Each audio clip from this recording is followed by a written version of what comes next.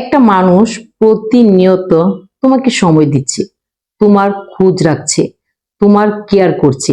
এই ব্যাপারগুলো যদি তোমার কাছে সস্তা মনে হয়, তাহলে তুমি ভীষণ ভুল করছো।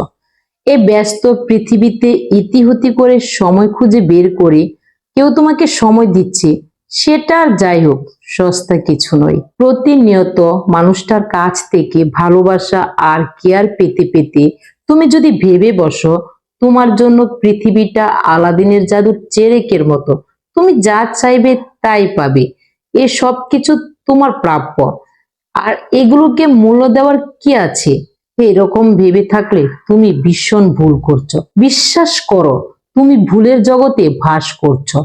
সস্তা ভেবে, প্রাপ্য ভেবে যে ভালোবাসার টুকুর এক ফোঁটা মূল্য না দিয়ে এতদিন তোমার নিজের কাছে জায়গা দাওনি, সে ভালোবাসাটুকু তার মূল্য পেয়ে অন্য কারো কাছে জায়গা খুঁজে নিয়েছি।